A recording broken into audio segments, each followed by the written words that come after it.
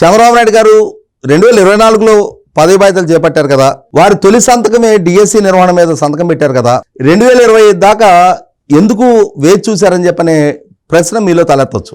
Mega DSC నిర్వహణ చేస్తే, వేలాది మందికి ఉద్యోగాలు ఇచ్చేస్తే, 5 సంవత్సరాల జగన్మోహన్ రెడ్డి పాలనా హయాంలో ఒక్క డిఎస్సి నిర్వహణ కూడా జరగలేదనేది ఎక్కడ చర్చనీయాంశం అవుద్దనే ఉద్దేశంతో ఈ డిఎస్సి నిర్వహణ జరగకుండా అడ్డుకోవడానికి 246 కేసులు హైకోర్టులో ఫైల్ చేశారు. మరి మా ప్రభుత్వం వాటినన్నిటినీ హైకోర్టులో పరిష్కారం చేసుకొని 2025 మేలో ఒక ఫిక్స్డ్ షెడ్యూల్ నిర్ణయించి పలానా రోజు నోటిఫికేషన్ విడుదలవుతుంది, పలానా రోజు అప్లికేషన్స్ పెట్టుకోవచ్చు, పలానా రోజు రాత పరీక్షలు ఉంటాయి, పలానా రోజు మీకు కీ రిలీజ్ అవుద్ది, పలానా రోజు final result merit list release అవుద్ది, పలానా రోజు నియామక ప్రక్రియ ముగిస్తామని చెప్పని ముందే షెడ్యూల్ డిసైడ్ చేశాం మేము. దానికి అనుగుణంగా 2025 మేలో నోటిఫికేషన్ విడుదల కావటం, మేము ముందుగానే నిర్దేశించిన షెడ్యూల్ ప్రకారం ఒక క్రమ పద్ధతిలో క్రమశిక్షణాయుతంగా పారదర్శకంగా ఈ రాత పరీక్షల ప్రక్రియ మొత్తం ముగటం,